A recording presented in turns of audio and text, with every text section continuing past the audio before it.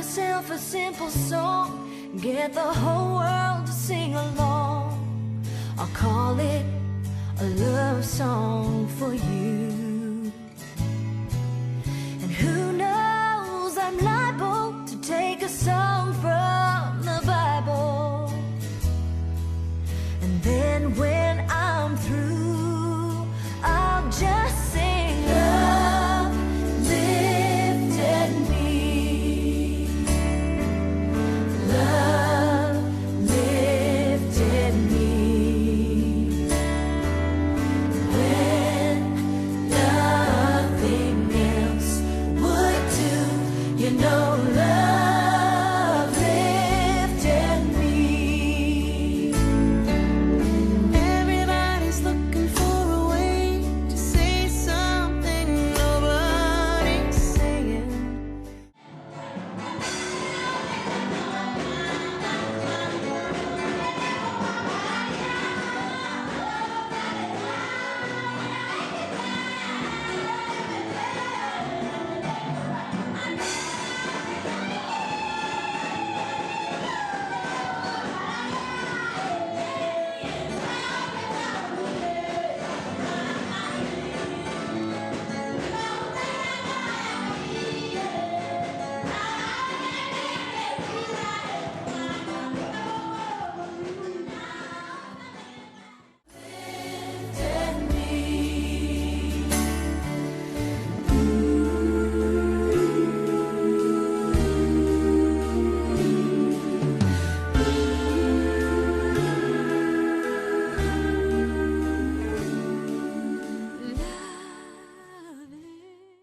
Kuzungumzia juu ya upendo wa Mungu. Na upendo wa Mungu unadhihirika katika njia tofauti. Na siku hii ya leo nazungumzia hivyo kwa sababu Yohana ambaye alikuwa ni mwanafunzi na mfuasi wa Yesu Kristo ni mmoja wa ambaye anazungumzia juu ya upendo kwa njia kubwa sana. Yohana 3:16 inasema nini watoto? Kwa maana jinsi hata ila mwaminie. Yohana anazungumzia sana juu ya upendo. Injili yake yote na vilevile katika barua zake zinazungumza juu ya upendo. Upendo wa Mungu. Mungu ni mwingi wa upendo. Na yeye katika upendo wake aliwachagua wana wa Israeli. Alimchagua baba wetu wa imani. Watoto, baba wetu wa imani anaitwa nani? Ibrahimu. Anaitwa nani? Ibrahimu. Alichagua baba wetu wa imani Ibrahimu, na alipomchagua pamoja na mke wake alikuwa anaitwa nani? Aliwachagua lakini hawakuwa na mtoto. Lakini walipomngojea Bwana wakabarikiwa na mtoto. Mtoto anaitwa nani? Isaka. Na baadaye hiyo familia ikakuwa kubwa. Na hawa ndio walibarikiwa. Isaka na mke wake alikuwa anaitwa nani? Mke wa Isaka alikuwa anaitwa nani?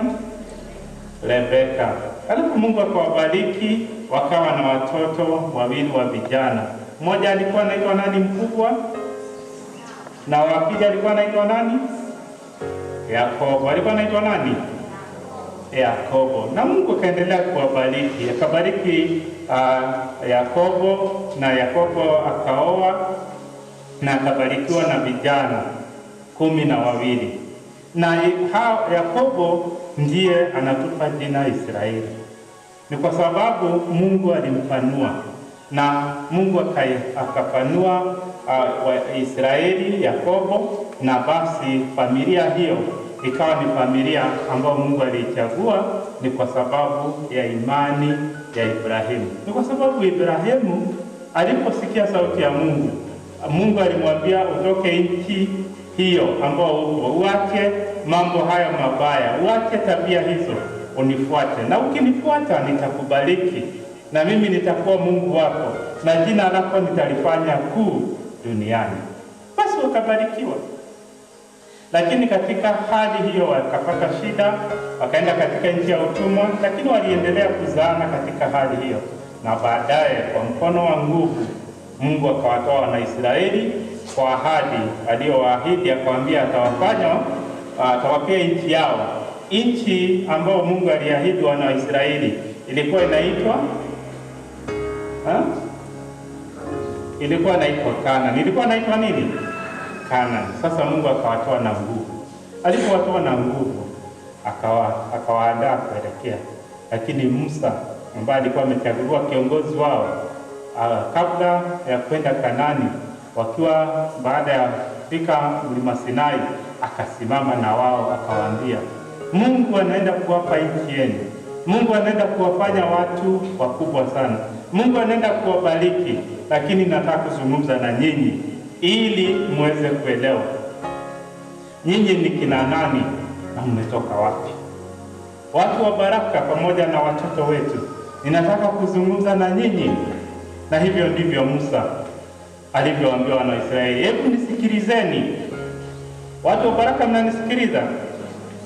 Ulimwengu, mnanisikiliza? Nataka kuzungumza na nyinyi nini mjue nyinyi ni kina nani na ni kwa nini mko, na Mungu anataka nini na maisha yenu. Who are we and why we live and the purpose that God has given us. Mwandishi mmoja ambaye ametambulika kama Eric Warren ameliandika kitabu ambacho kinaitwa Purpose Driven Life, na ni kitabu ambacho kinasaidia sana wewe kujitambua wewe ni nani, kwa sababu wakati unajua wewe ni nani, ni kwa nini uko duniani, ni kwa nini umekuwa mzazi, ni kwa nini umepata watoto, basi maisha yako yanakuwa mazuri na unaanza kupata mwelekeo. Musa alipata nafasi kama hiyo, akamwambia wana Israeli, Mungu anaenda kuwabariki, anaenda kuwapa nchi yenu, lakini hebu nisikilizeni, kwa sababu nyinyi sio tofauti na wengine. Hata nyinyi hamuna nguvu kuliko watu wengine. Hata nyinyi sio wa rangi tofauti na watu wengine, lakini ilimpendeza Mungu kuwachagua ili adhihirishe upendo wake vile ulivyo. Kwa hiyo Musa anaongea na wana wa Israeli, anawaambia nyinyi ni Mungu tu amewachagua, amewapenda. Ukiona uko kanisani leo, hauko nyumbani, hauko kitandani cha hospitali, si ni mapenzi ya Mungu? Hivyo ndivyo Musa anawaambia. Ukiona umeamka asubuhi na nguvu na unaweza kufanya mambo yako, ni mapenzi ya Mungu. Kwa hivyo Musa anasimama na wana wa Israeli anawaambia, kwa sababu Mungu anawaelekeza kuwapa ahadi, na hiyo ahadi sio yenu.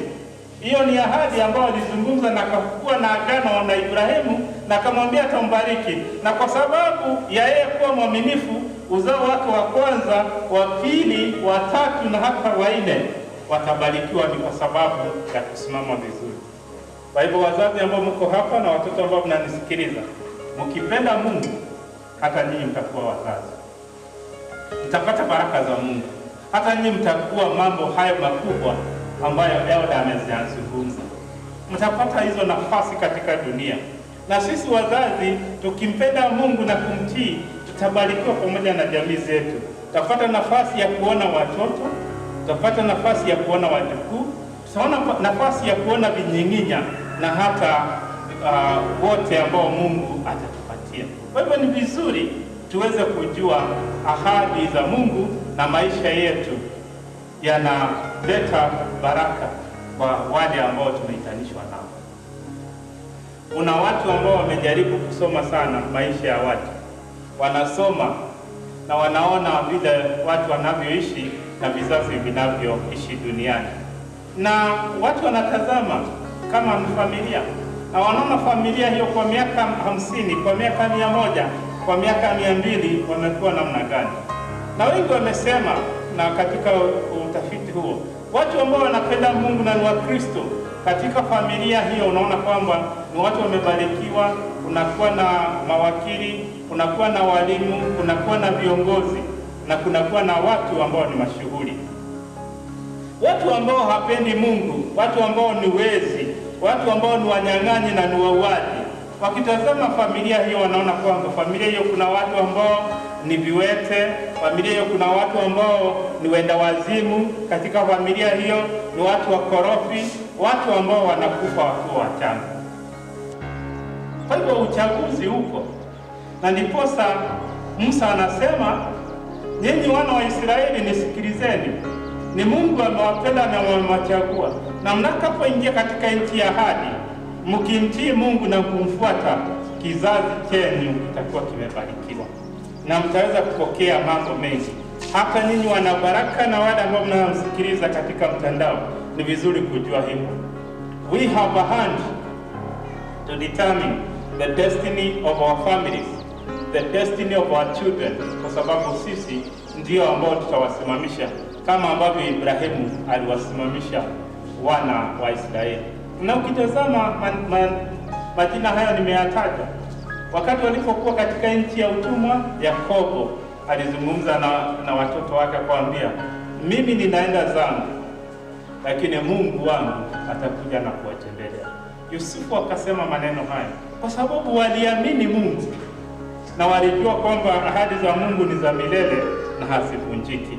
Kwa hivyo hata wewe ni vizuri uweze kujua wewe ni nani, ni kwa nini unaishi maisha haya, na Mungu ana kusudi gani katika maisha yako. Amen. Jambo hilo ni la maana sana. Hata kama ni mtoto unapoenda shule, jaribu kujua ni kwa nini umepelekwa shule. Jaribu, kwa sababu hiyo itakusaidia. Jambo lingine ambalo ninataka kulichangia katika somo hilo ambalo tumesoma katika Deuteronomy ni kwamba Mungu ana nafasi ya kuwa na uchaguzi. Mungu anachagua na hakuna mtu anaweza kumuuliza swali, kama vile ambavyo mimi ambaye nimesimama mbele yenu nimemchagua mke wangu kuwa mpenzi wangu, na hilo ni chaguzi langu na huwezi kuniuliza. Na wewe pia umechagua, na wewe pia unachagua hata pale ambapo unaishi. Najua umechagua kuishi katika Baru. Naona nisikiliza, umechagua kuishi katika Nairobi, umechagua kuishi katika Amerika. Ni uchaguzi wako na hakuna mtu anaweza kukuuliza. Lakini uchaguzi huo umechagua, ni lazima uzingatie mambo tofauti, ni kwa sababu ya vile ambavyo labda umejikuta. Kwa hivyo unaona kwamba Mungu alichagua na Israeli, lakini akawapa nafasi katika maisha yao. Kwa hivyo ni wewe katika uchaguzi huo umechagua, muombe Mungu ili nafasi ambayo amekupa uweze kumwabudu na uweze kumtukuza, kwa sababu yeye ndiye amekupa uhai, na katika uhai huo utaweza kuyashinda mambo mengi hapa duniani. Kwa hivyo ni jambo nzuri ninapozungumzia mada hii ya upendo wa Mungu juu yetu kama watoto wake. Ni kwa sababu ilimpendeza Mungu kutengeneza familia. Ilipendeza Mungu kutengeneza familia. Baba, mama, watoto, hiyo ni familia. Ni kwa sababu katika familia Mungu anafanya kazi kubwa sana. It is through the family that God is able to continue in the creation, in the salvation of humanity, even in the progress of the society. Kwa hivyo ni katika familia, na hakuna msingi mwingine ambao Mungu anautazama kama vile anavyotazama familia, na sisi tunatakiwa kujua hivyo. Kwa hivyo ni vizuri kushikilia. Ikiwa familia za nchi ya Kenya zitakuwa ni familia zinampenda Mungu na kumheshimu, basi nchi ya Kenya itasimama. Ikiwa nchi ya Kenya itasimama, dunia yote itasimama, kwa sababu ni katika familia Mungu huwa anatembelea. Kwa hivyo watoto wetu ni baraka ambao Mungu ametupa, na ndiposa anasema sisi ni watoto wake na anatupenda. Tuzidi kumheshimu naye atazidi kuwa Mungu wetu. Kwa hivyo tunapoangalia katika Injili, tunaona kwamba katika Injili ambayo tumesoma, tunaona kwamba Luka mtakatifu anatuletea familia pale, ili tuweze kuelewa upendo wa Mungu ni wa namna gani. Na hii familia ambayo anatuletea, anataka tuweze kujua ni kwa nini Luka analeta habari hii. ni kwa sababu Yesu Kristo alikuwa akifundisha, alikuwa hapa duniani, alizaliwa katika familia. Tunajua wazazi wa Yesu Kristo. Baba yake alikuwa kitwa nani? Yosefu, na mama yake. Hao ndio wazazi wake, na alizaliwa akakuwa kama mtoto. Na kwa hivyo Luka, ukisoma Luka 1:2 utaona vile ambavyo Yesu Kristo alivyozaliwa. Na kwa hivyo Yesu anafundisha na anatuonyesha mambo mengi ambayo yanafanyika katika familia. Waweza kuwa wanasikiliza siku ya leo na watoto wako wamepotea njia, ni walevi. Watoto wako wameingia katika dawa za kulevya. Wakati huu ni wakati mgumu katika nchi yetu ya Kenya. Tunasikia habari mbaya za watoto wanaingia katika uchafu mwingi, na wazazi wako na shida na wanauliza na swali, tutafanya nini kwa sababu ya watoto wetu? Kwa sababu mambo yameharibika. Yesu Kristo anafundisha, anatuambia hali hiyo katika jamii inapatikana kila wakati. Na ndiposa Luka alichagua kutupa habari ya mwana mpotevu. Habari ya nani? Ya mwana mpotevu, the prodigal son. Ili sisi katika kizazi chetu tunapokutana na hali hiyo ya ngumu ya watoto wetu, tunapokutana na hali hiyo ngumu katika dunia hii, tuweze kuwa na nafasi ya kujiuliza ni yapi ambayo tunaweza kuyafanya. Kwa sababu huyu kijana alienda kwa babake, akamwambia, mimi baba, nimetoka kuishi hapa nyumbani, nipe rasilimali yangu. Na yeye ni mdogo, yule mkubwa akamwacha, basi akapewa haki yake. Alipoondoka akaharibu maisha, yakawa mabaya. Na ndiposa tunaona kwamba Luka anatuambia alipokuwa akilisha nguruwe, alipokuwa akifanya kazi hiyo chafu, akajirudia mwenyewe akasema, mimi mwenyewe nimekosa heshima, nimekosa adabu kwa wazazi wangu, nitarudi niombe msamaha. Heri hata nisipatiwe nafasi ya kuwa mtoto, lakini niwe tu mtumishi katika pale, kwa sababu najua kwa baba wafanyi kazi wanapata chakula, wanaishi vizuri. Na kwa hivyo Luka anatupa habari hiyo. Watoto mnaonisikiliza, ungetaka kuwa mwana mpotevu? Ni nani angetaka kuwa mwana mpotevu? Inua mkono. Kwa hivyo, kwa sababu nataka kuzungumza juu ya jambo hili. Lolote ambalo nalolifanya, liwe ni nzuri, kuna matunda yake. Liwe ni baya, lina nini? Na matunda yake. Ukiwa mtiifu, utapendwa. Walimu watakupenda, wewe Mungu atakupenda, na utaweza kuzaa mazao kulingana na kuwa mtiifu. Ukiwa mbaya, utavuna matunda hayo, na mengine ni machungu. Huyu mwana mpotevu, maisha yake yalikuwa mazuri? La, ndiposa anaitwa mwana mpotevu, the prodigal son, kwa sababu alifanya uchaguzi ambao waliona kama ni mzuri, kwa sababu amegawiwa rasilimali yake, lakini hakujua dunia vile ilivyo. Kwa hivyo, watoto wanaonisikiliza, watii wazazi, na mzazi akikwambia jambo hili ni baya, uache. Akikwambia hili ni nzuri, fanya. Akikwambia enda shule, kwa sababu kila jambo unalolifanya lina thawabu yake. Yaweza kuwa nzuri, yaweza kuwa mbaya. Hebu mwambie jirani, Mungu anakupenda, kwa sababu sisi wote ni watoto wa Mungu, na Mungu anazungumza na sisi. Haijalishi miaka ambayo unayo, lakini wewe ni mtoto wa Mungu. Lakini upendo wa Mungu ni kwamba tuweze kumpa heshima, na tuweze kumwabudu, na tuweze kumtii. Na tukifanya hivyo, atakuwa Mungu wetu, atatuondolea majanga yote. Sijui kwa nini wakati kuna ugonjwa huu mkali, sijui kwa nini. Je, ni kwa sababu ya vile ambavyo tunaishi na vile ambavyo tunafanya? Lakini Mungu anasema kila lolote ambalo tunanena na kutenda ina thawabu yake, na ni lazima tulipwe.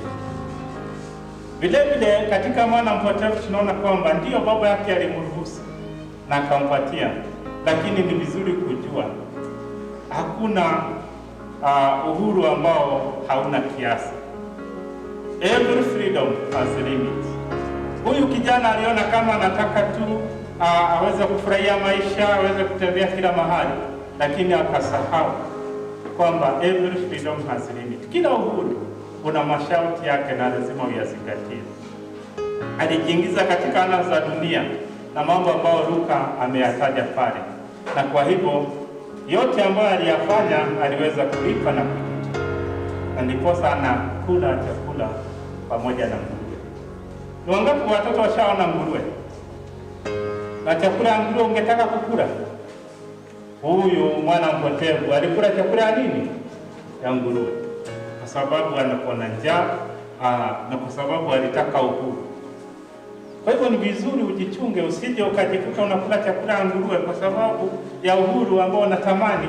Ni lazima ujue kwamba kuna mipaka, na hata sisi ambao Bwana ametupa nafasi kama hii na kuwa Wakristo, kuna kiasi ya uhuru ambao tuko nao. Ni lazima uchunge hiyo mipaka ili usije ukaanza kukula pamoja na nguruwe, na Bwana aweze kutusaidia ili tusiingie katika hali hiyo. Na watu wengi tunahofia na kuwaombea ni kwa sababu tumeona wameingia na kuanza kula na nguruwe. Hebu kwa dakika moja nyamaza na uweze kuona mtu ambaye ameinuliwa, lakini sasa kwa sababu ya kukosa mipaka anakula na nguruwe.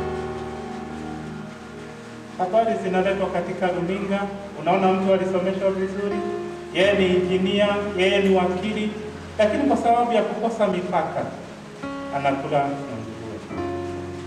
Wakili mmoja ambaye tulisoma na yeye, na sisemi hivyo kwa sababu ya jambo lingine, lakini tulisoma na yeye, lakini akawa ni wakili na akapata heshima, lakini akawa anawakilisha watu, na kwa bahati mbaya ama kwa sababu ya kukosa mipaka aliwakilisha mteja mmoja, na huyu mteja alipolipwa pesa hakumpatia, akazila zote. Wakajaribu kusukumana katika koti, lakini kwa sababu yeye ni wakili na anajua hali zote, huyo mama hangemweza. Mama akasema, ni sawa, wewe umeenda na mali zangu na siwezi kukufikia, lakini hata mimi kuna njia ambazo nitazifuata. Na huyu wakili alikuwa mgonjwa, akajaribu kutibiwa, hakupona na baadaye akafa. Kwa hivyo ni vizuri Bwana aweza kukusaidia. Hata kama unajisikia una nguvu, usimsukume jirani kiasi kwamba asikie kama wewe unamtesa. La, ni lazima uwe na kiasi. Lazima uwe na kiasi. Kwa sababu ndio wewe ndio umebarikiwa, lakini lazima ujue ukipita mpaka mambo mengine yataleta gharama. Na ndiposa Mungu alituumba tofauti na wanyama wengine. Alituumba tofauti na nguruwe, alituumba tofauti na ng'ombe, akatupa kitu ambacho ni cha thamani sana, akatuweka akili. Watoto, kuzeni kichwa hapo, kuna nini? Kuna ubongo. Kuna nini? Kuna ubongo, kuna akili. Na kila mtu ana zake, si ni kweli? Kila mtu ana zake. Hizo akili zitumie. Tumia hizo akili vizuri, na hizo akili zitakusaidia kufanya maamuzi. Haya, hebu tuguze roho yetu. Roho yetu kwa kulia, kushoto, ni wapi? Iko hapa ama iko hapa? Ama iko katikati ya kifua? Lazima tujue hivyo. Kwa hivyo Mungu pia ametuumba kwa tofauti, ambao katika roho zetu tuna hisia ambazo zinatuonyesha mambo mazuri na mambo mabaya, na kwa hivyo lazima tuitii. Inakueleza hiyo ni hatari, jambo hilo ni mbaya, tii, isikilize. Na Yesu Kristo amezungumza jambo hilo, akasema kwamba hata tuache watoto yatima, atatupa Roho Msaidizi ambaye atatuelekeza. Wewe unayenisikiliza, hata uwe ni mzazi, uwe ni mtoto, tuweze kujua hivyo. Roho akikukataza, tii. Roho Ngai akwariria na cio thamiri ciaku ciakorwo iriukite amo maundu macio Ngai akwira ti mega, tigana nake namo, tondu uguo niguo Ngai atumbite turi tofauti na nyamu cia guku thi, nguruwe na ng'ombe na indo iria ingi. Ithuĩ agatuhe meciria, agatuhe ngoro, nigetha thĩinĩ wa ngoro citũ kwĩna thamiri na Roho wake agoka igũrũ ritũ. nigetha tumenyithie maundu maria matari mega na Ngai agukania na uigue thamiri yaku ni irarega tigana na uhoro ucio tondu weka uguo ni ugutwika mundu uria ukenagia Ngai nikio ithuĩ tũrĩ andũ ndiposa sisi ni tofauti na viumbe vingine. Bwana asifiwe. Ni vizuri kujua hivyo, na ndiposa mpendo wa Mungu ni mkuu kiasi hicho ametufanya viumbe vyake ambazo ni kwa kitu kidogo sana ambacho kimetutenganisha na yeye, na hivyo ndivyo Yesu Kristo alivyokuja ili tuweze kupata ufunuo wake Mungu. Kwa hivyo watoto hawa wetu ambao Bwana ametupa na sisi ni watoto wa Mungu, huo ndio upendo Mungu ambao amedhihirisha, na yeye ametufunulia siri yake kwa sababu ya kutupenda, na kwa hivyo hakuna lolote ambalo litatushinda mradi tu tutumie akili zetu, roho zetu zizungumze vizuri na Roho Mtakatifu wa Mungu awe juu yetu, tutaweza kushinda yote ya ulimwengu. Gutiri kigeranio kingiuka kana gutiri mehia mangitutoria ni tondu ona riria turehia nitukoragwo tutumenya ni kuhia turekatia turehia. Kwa hivyo ni vizuri Bwana aweza kukusaidia hata ambao unanisikiliza. Wakati wewe unatenda dhambi, mtoto unakula sukari ya mama yako, si unajua ni vibaya? Wakati unachukua pesa unatumwa sukari, badala ya kurudisha change unanunua sweet, si unajua ni vibaya? Kwa hivyo kila mtu anajua. Wakati unaingia katika kutenda mambo ya dunia ambayo hafurahishi Mungu, unajua. Na kwa hivyo kila mmoja wetu ambaye ananisikiliza siku hii ya leo, kulingana na hali ambayo ulivyo, sisi Mungu ametupenda na huwa kila wakati anatukanya. Hata wakati ambapo mambo ni magumu. Ningetaka pia kuzungumza na madaktari, kwa sababu wakati huu ni wakati mgumu katika nchi yetu na dunia. Madaktari wanataka kugoma, na ni kweli wana haki zao, lakini taaluma zingine ni Mungu anapeana vile vipawa. Kwa hivyo ingawa kuna mahitaji hayo, lakini vizuri kujua kwamba unapofanya jambo hilo, je, Mungu, ukisimama mbele ya Mungu, Mungu atasema nini? Kwa hivyo ni lazima tujue lolote ambalo tunalolifanya linaadhiri na vile vile lina mshahara. Kwa hivyo ni lazima tujiulize hayo maswali, na ili tujue vile ambavyo tutakapoishi katika dunia hii, ili tuweze kufanya mambo ambayo yanampendeza Mungu, na Mungu akitusaidia tutaweza kuvuka na kuvuka vizuri. Kwa hivyo napomalizia mada hii, upendo wa Mungu, ningetaka kusema na Bwana aweze kutusaidia ni kwamba sisi tumepewa nafasi ya kuzungumza ambavyo nazungumza na wewe, na kusikia na masikio yetu, na kuweza kuona na macho, na kuweza kufanya maamuzi ambayo ni mazuri.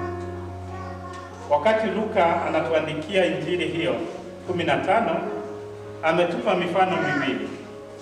Ametuambia kwamba kuna mkulima aliyekuwa na kondoo 100, na alipokuwa akifuga hao kondoo aliwatuza vizuri, lakini jioni moja 99 walienda nyumbani, lakini mmoja alibakia mwituni. Huyu mchungaji hakupumzika mpaka arudi kichakani atafuta huyo kondoo mmoja ili amlete. Luka 15 ambao tumesoma kianzia pale. Na alifanya hivyo ni kwa sababu huyu kondoo hangejua amepotea, hangejua nyumbani ni wapi, lakini mchungaji ilimlazimu aende akamtafuta. Vile vile katika Luka 15 kuna huyu mama ambaye alikuwa na rasilimali yake, na kwa sababu alikuwa ni mama, alikuwa anajua hali yake, lakini pesa zake zikapotea. Luka anazungumzia jambo hilo, na wakati shilingi yake ilipotea, akalifagia nyumba yake yote, mpaka wakati alipoiona hiyo shilingi ndiposa alipumzika. Akaita marafiki wake akawaambia, njooni, shilingi yangu ambayo ilikuwa imepotea nimeipata. Hii shilingi haikuwa imejua imepotea. Ambia jirani yako, haikuwa inajua imepotea, lakini ni mama alijua imepotea. Hata kondoo haiko inajua imefanya nini? Imepotea. Lakini mchungaji alijua imefanya nini? Imepotea. Kwa hivyo Yesu Kristo anafundisha, anasema kwamba kondoo haingejua imepotea, shilingi haingejua imepotea, lakini mwana mpotevu alijua amefanya nini? Amepotea. Kwa sababu yeye ana akili, ana hisia, na vile vile alikuwa na wakati wa kusema wacha nikae hapa. Na alipokuwa amekaa pale, Roho wa Mungu akaja juu yake akamwambia, mambo ambayo unayafanya, hebu kumbuka kule umetoka. Akazungumza na hisia zake na akili zake. Biblia inasema when he came back to his senses, wakati alijirudia. Wewe unayenisikiliza, mwana mpotevu had a chance ya kujirudia. When he came back to his senses, he made decisions. Hata wewe ni lazima ufanye maamuzi, na haya maamuzi utayafanya siku ya leo, kwa sababu ukifanya haya maamuzi yatakusaidia. Ukiyafanya vizuri, utaleta amani na furaha ndani ya maisha yako na hata maisha ya watu wengine. Waweza kuwa unanisikiliza hata katika mtandao, na labda ulitoka kwenye nyumbani, haujarudi kuona wazazi, labda miaka imepita, hata labda ulifanya mambo ambayo ungetaka kuyasikia tena. Lazima sasa ujirudie na ufanye maamuzi, useme yaliyopotea yamepotea, lakini sasa ninarudi kuomba msamaha. Waweza kuwa hapa na uliomba sufuria ya jirani na haujarudisha, na iko na unajua iko, chukua uende uombe msamaha. Ni lazima utumie nafasi hii, kwa sababu ni nafasi nzuri. Mungu hawezi zungumza na sisi pasipo sababu. Hawezi tupa manda hii ambayo anatuambia anatupenda, lakini katika upendo huo vile vile hata sisi tunahitaji kuchukua hatua katika maisha yetu. Na ni hatua gani? Ni hatua kama ambayo mwana mpotevu aliyochukua. Ni lazima ukadirie na useme kilichopotea kimefanya nini? Kimepotea. Sitaki kupoteza muda tena, sitaki kuondoka tena katika upendo wa Mungu. Alafu uchukue hatua za nini? Za imani. Mwana mpotevu alichukua hatua za imani. Baba akiwa mbali akamuona, akasema huyu ni mtoto wangu yule alikuwa amepotea. Akakimbia, akambusu, akamkumbatia, akasema abalishwe. Hiyo ndiyo upendo ambao Yohana anataka kusema. Kwa maana jinsi hii Mungu alifanya nini? Akamtoa nani? Yesu amekuja kututafuta. Waweza kuwa katika ulimwengu huu haujapata nafasi ya kupokea Yesu Kristo. Mungu bado anakutafuta, na huo upendo anakugojea. The hands of our Lord Jesus Christ, the hands of our God Father who created us are open. Moko nĩ mahingũre, no nĩ harabatarania woe ikinya ũthiĩ moko-inĩ mao ma Ngai. Mwana ũyũ no nginya angĩoire ikinya athiĩ akagwe moko-inĩ mao ma baba wao, nĩgetha amũkĩre igai rĩake na gĩkeno. Are you ready to go to the hands of our Lord? Tusimame. Nimemaliza. Are we ready to go to the hands of our God? Hingũra moko maku ũguo. The hands of our Lord are open. Open for us. Ni wewe utaenda. Nĩ wakuwa ikinya rĩa gwĩkatia? Na wathiĩ wagwa gĩthũri-inĩ kĩa baba, na ũkũhĩmbĩria gwĩkatia? Reke tũhĩmbĩrie ũguo nĩ Ngai. Egũtũhĩmbĩria ũguo, na nĩ tũkũigua wega, mathĩna nĩ megũthira, kũmenwo gwitũ nĩ gũgũthira, tutakuwa watu ambao wamekubalika katika maisha haya. Tuamini na tuombe. Ni asante Mwenyezi Mungu kwa kutupa siku hii ili tuje katika madhabahu yako na kukushukuru. Wewe ni Mungu wa rehema, na tunarudia tena, unatupenda. Asante tunapofumukana na kuondoka manyumbani na kwenda na katika shughuli zingine zote, uwe Mungu wetu na utubariki. Enendeni na amani ya Mungu Baba ikitoa akili zote na ufahamu wote, iweze kushuka na kuwa juu yenu, ikiwalinda na kuwahifadhi. Nazo baraka za Mungu Baba, Mwana na Roho Mtakatifu ziandamane na nyinyi katika shughuli zenyu zote, katika safari, katika mambo na matendo yote mnayofanya, ili muweze kufanya maamuzi ya kumpenda Mungu, kumtii na kumtumikia sasa na hata milele. Amen.